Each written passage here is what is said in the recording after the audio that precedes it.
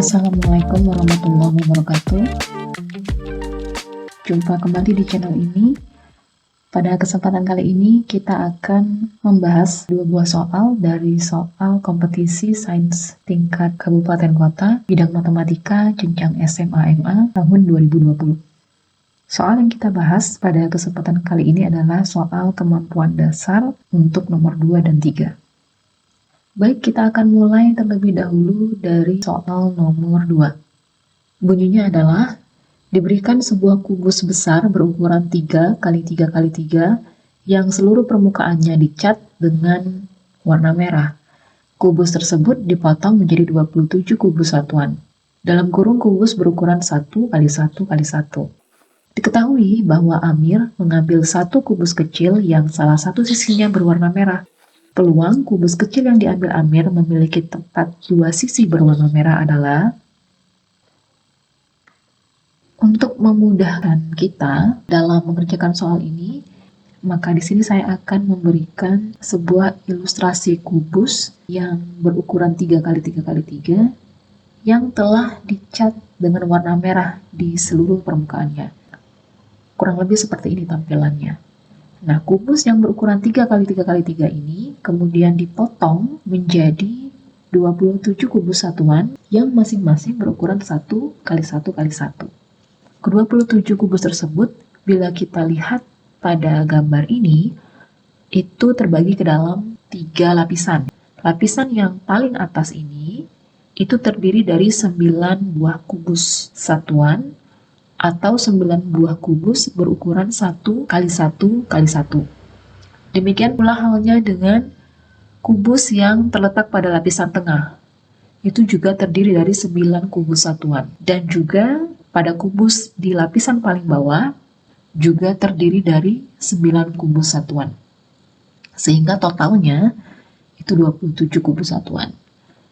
Saat Amir hendak mengambil satu kubus kecil yang salah satunya berwarna merah, maka ada 3 kemungkinan kubus yang diambil oleh Amir berdasarkan jumlah sisi yang diwarnai merah. Kemungkinan yang pertama adalah Amir mengambil satu kubus kecil yang memiliki tepat satu sisi berwarna merah. Contohnya adalah ketika yang diambil oleh Amir adalah kubus yang terletak di bagian tengah di lapisan paling atas ini. Ini kalau diambil kubus kecil bagian ini, maka kubus tersebut hanya memiliki satu sisi yang berwarna merah. Selain di sini, ada juga di bagian yang lain. Misalnya di bagian sini, ini juga di lapisan kedua ini ketika kubus kecil ini diambil, maka kubus yang ini hanya akan memiliki satu sisi yang berwarna merah. Demikian juga di bagian sini, dan di bagian samping sebelah kiri, dan juga di bagian belakang. Berikutnya kemungkinan yang kedua, yaitu ketika Amir mengambil satu buah kubus yang memiliki tepat 2 buah sisi yang berwarna merah. Contohnya ketika Amir mengambil kubus di bagian ini. Kalau kubus kecil ini diambil, maka kubus ini hanya akan memiliki tepat 2 sisi berwarna merah. Bagian mana lagi yang seperti ini? Yaitu misalnya di bagian ini. Jadi pada lapisan yang paling atas ini, ketika kita mengambil kubus yang bagian tengah ini, di sisi depan, kubus ini juga memiliki tepat 2 sisi yang berwarna merah.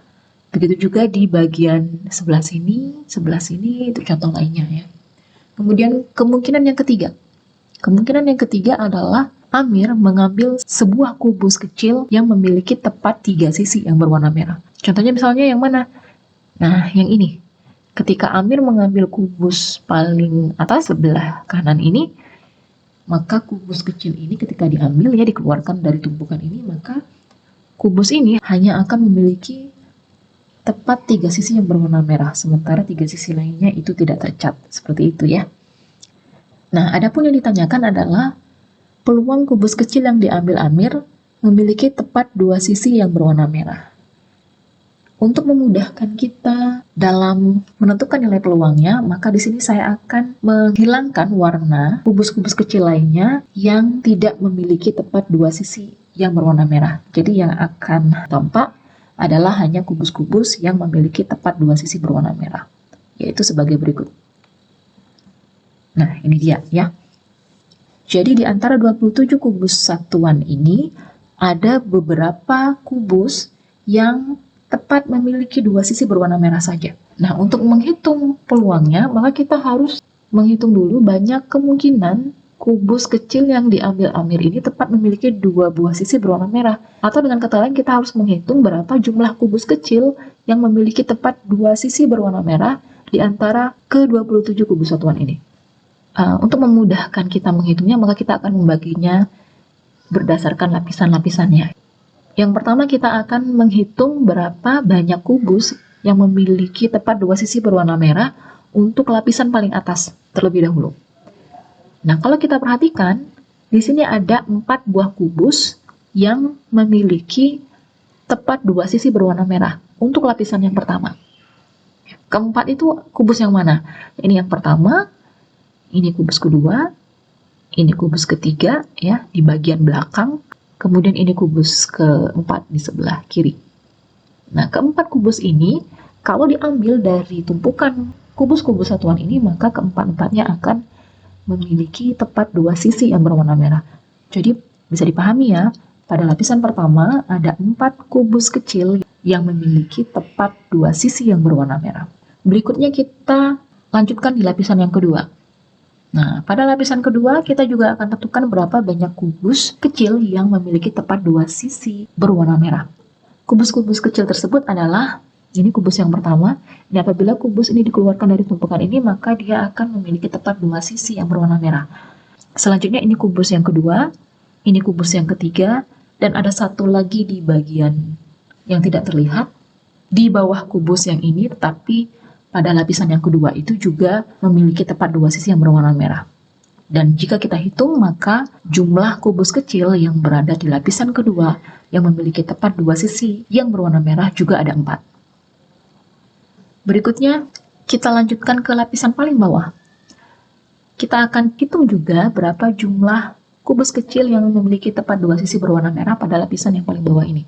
Jadi, ini kubus pertama, ini kubus kedua, dan kalau kita berimajinasi, maka kita akan menemukan bahwa ada 2 kubus lainnya pada lapisan ini yang tidak nampak dari depan seperti ini, tapi sebenarnya ada di bagian belakang dan di bagian kiri, itu juga memiliki tepat dua sisi yang berwarna merah. Jadi jumlah kubus kecil di lapisan paling bawah yang memiliki tepat dua sisi berwarna merah juga ada 4. Dengan demikian totalnya adalah 4 kubus di lapisan paling atas, ditambah 4 kubus di lapisan tengah, dan 4 kubus di lapisan paling bawah, maka jumlahnya sama dengan 12 kubus kecil.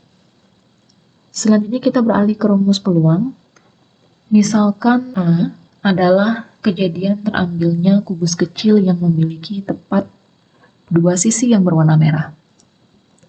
Dan S itu adalah ruang sampel. Ruang sampel artinya himpunan seluruh kemungkinan yang terjadi dalam suatu percobaan. Karena tadi sudah kita hitung berapa jumlah kubus kecil yang memiliki tepat dua sisi berwarna merah, yaitu jumlahnya 12, maka NA-nya sama dengan 12. Kemudian untuk NS-nya, diketahui bahwa di sini terdapat 27 kubus kecil, namun tidak ke-27 kubus tersebut dikenai cat di satu atau beberapa bagian sisinya. Ada satu buah kubus yang tidak dicat sama sekali, yaitu kubus yang terletak di lapisan kedua di bagian tengah, atau lebih tepatnya di bawah kubus ini. Dengan demikian, NS-nya adalah 27 dikurangi 1, karena ada satu kubus yang tidak terkena cat sama sekali di permukaannya. Jadi NS-nya sama dengan 26. Berikutnya kita masuk ke rumus peluang.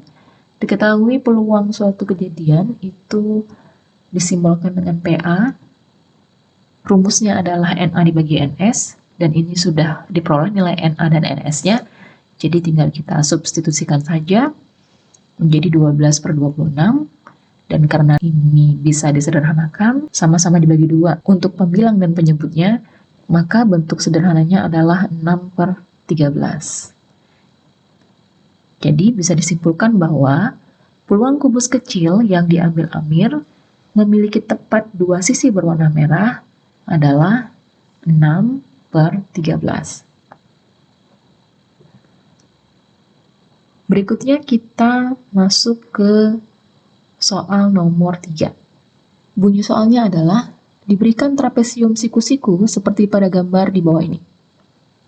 Jika AB sama dengan 1, BD sama dengan akar 7, dan AD sama dengan CD, ini sama dengan ini, maka luas trapesium tersebut adalah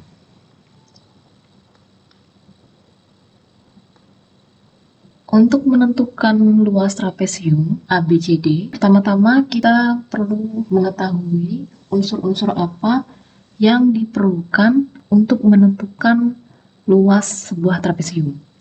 Karena untuk menentukan luas sebuah trapesium dibutuhkan panjang kedua sisi yang sejajar dan juga tingginya, maka di sini kita akan mencari panjang sisi DC, yaitu sisi yang sejajar dengan AB, dan panjang sisi BC yang merupakan tinggi dari trapesium ini. Mula-mula kita misalkan terlebih dahulu panjang DC yang nilainya sama dengan panjang AD sebagai X. Kemudian karena AB dan DC sejajar dan terdapat sebuah garis yang memotong kedua sisi yang sejajar ini, yaitu garis BD, maka dengan demikian besar sudut ABD akan sama nilainya dengan besar sudut BDC, karena kedua sudut ini merupakan sudut dalam berseberangan. Besar sudut ini sama dengan besar sudut ini. Sehubungan dengan itu, jika kita perhatikan pada trapesium ini, maka trapesium ini dibentuk oleh dua buah segitiga. Ya, segitiga yang pertama adalah segitiga BDC dan segitiga yang kedua adalah segitiga ABD. Karena pada segitiga ABD, unsur yang diketahui adalah panjang AB dan BD dan satu buah sudut apit yang besarnya sama dengan sudut yang ini, maka nanti kita dapat menggunakan aturan kosinus untuk segitiga ini. Sehingga dengan aturan ini bisa membawa kita untuk menemukan panjang AD. Nah, karena yang akan kita gunakan di sini adalah aturan kosinus dan besar sudut ini sama dengan besar sudut ini, maka pada segitiga BDC kita pun akan menggunakan perbandingan trigonometri kosinus yang melibatkan sisi samping dan sisi miring pada segitiga siku-siku BDC. Kenapa untuk segitiga ABD kita gunakan aturan kosinus, sementara untuk segitiga BDC kita cukup menggunakan perbandingan trigonometri? Ya, karena segitiga BDC itu segitiganya siku-siku, sehingga bisa langsung diterapkan perbandingan trigonometri untuk segitiga siku-siku pada segitiga BDC ini. Adapun untuk segitiga ABD, karena dia tidak siku-siku, maka perbandingan trigonometri untuk segitiga siku-siku tidak bisa diterapkan di segitiga yang ini. Nah, sekarang kita mulai dari segitiga BDC terlebih dahulu. Adapun kosinus sudut BDC, yaitu sudut ini, rumusnya adalah sisi samping dibagi dengan sisi miring. Dengan demikian, dapat dituliskan seperti ini. Cos sudut BDC itu sama dengan DC per BD. DC tadi sudah kita misalkan sebagai X dan BD-nya juga sudah diketahui. Tinggal kita gantikan saja BD di sini dengan akar 7 sehingga diperoleh cos BDC nilainya sama dengan X per akar 7. Berikutnya untuk segitiga ABD kita gunakan aturan kosinus di segitiga ini. Rumus untuk aturan kosinus pada segitiga ABD adalah sebagai berikut. AD kuadrat, AD merupakan sisi di depan sudut ini, sama dengan AB kuadrat plus BD kuadrat, di mana AB dan BD merupakan sisi-sisi yang mengapit sudut ABD. Selanjutnya, min 2 dikali AB dikali BD dikali dengan kosinus sudut yang diapit tadi, yaitu sudut ABD. Selanjutnya tinggal kita substitusikan unsur-unsurnya ke rumus ini. Menjadi AD-nya tadi kita misalkan sebagai X ya.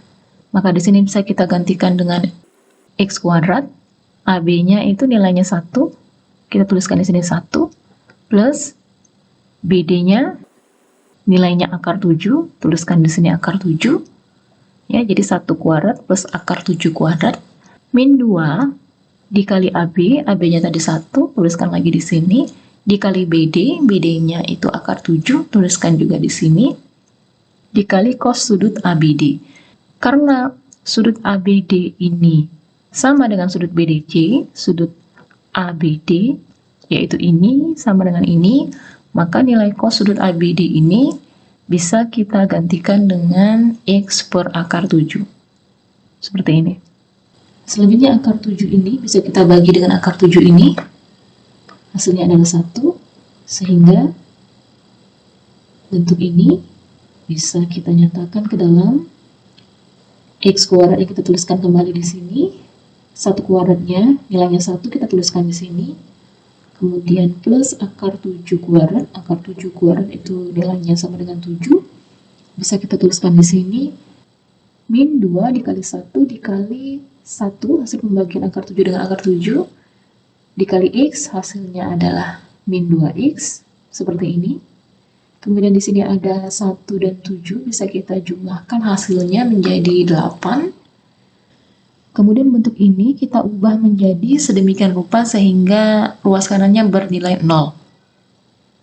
Menjadi X kuadrat plus 2X min 8 sama dengan 0. Nah, di sini kita perhatikan bahwa bentuk yang dihasilkan adalah sebuah persamaan kuadrat. Karena ini merupakan sebuah persamaan kuadrat, maka kita tinggal mencari saja akar-akarnya dengan menggunakan metode pemfaktoran. Jadi, X plus 4 dikali X min 2 sama dengan 0. Bilangan 4 dan negatif 2 ini diperoleh dari mana? Yaitu kita harus mencari bilangan-bilangan yang apabila dikalikan nilainya negatif 8 dan apabila dijumlahkan nilainya positif 2. Bilangan yang dimaksud adalah 4 dengan negatif 2. Di mana 4 kalau dikalikan negatif 2 hasilnya adalah negatif 8, dan jika 4 ditambah dengan negatif 2 itu hasilnya positif 2. Berikutnya, untuk faktor yang pertama yaitu X plus 4, kita cari akarnya menjadi X plus 4 sama dengan 0, dan juga faktor yang kedua kita ubah menjadi X min 2 sama dengan 0, sehingga diperolehlah hasil X sama dengan negatif 4 atau X sama dengan 2, yang mana X sama dengan negatif 4 dan X sama dengan 2 merupakan akar-akar dari persamaan kuadrat X kuadrat plus 2X min 8 sama dengan 0. Jadi nilai X-nya yang merupakan simbol dari panjang sisi AD dan DC itu punya dua kemungkinan nilai, yaitu negatif 4 atau positif 2. Dan karena panjang suatu sisi dari sebuah bangunan itu tidak mungkin bernilai negatif, maka nilai X yang memenuhi adalah X sama dengan 2. Jadi di sini panjang AD dan panjang DC itu sama-sama 2. Ya. Jadi di sini nilainya 2 dan ini juga panjangnya sama dengan 2. Nah, dari sini kita sudah dapat salah satu unsur dari kedua unsur yang harus kita temukan terlebih dahulu sebelum kita bisa menghitung luas trapesium, yaitu panjang BC. Bagian mana lagi yang harus kita cari? Yaitu panjang BC-nya, karena BC ini merupakan tinggi dari trapesium. Untuk menentukan panjang BC-nya itu mudah saja.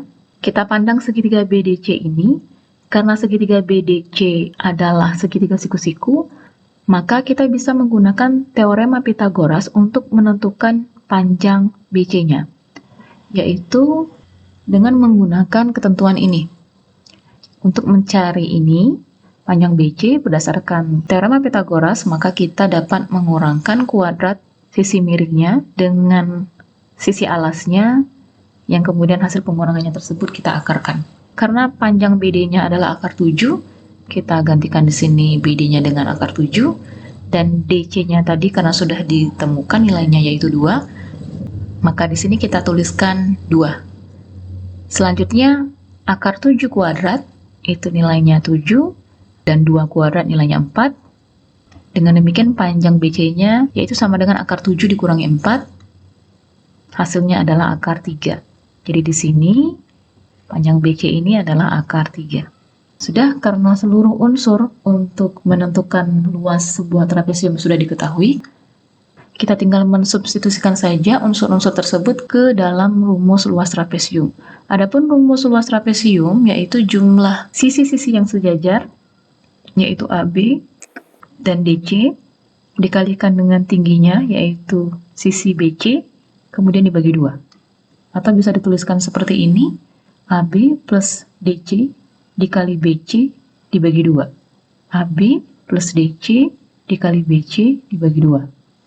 AB-nya 1, DC-nya 2, BC-nya akar 3, seperti ini. Kemudian hasil penjumlahan dari 1 dengan 2 adalah 3, menghasilkan 3 akar 3 per 2. Jadi, luas trapesium ABCD tersebut adalah 3 akar 3 per 2. Demikian penjelasan tentang soal kompetisi sains nasional tingkat kabupaten kota bidang matematika jenjang SMA/MA untuk bagian kemampuan dasar nomor 2 dan 3. Semoga bermanfaat. Sampai bertemu di pembahasan-pembahasan berikutnya. Terima kasih. Wassalamualaikum warahmatullahi wabarakatuh.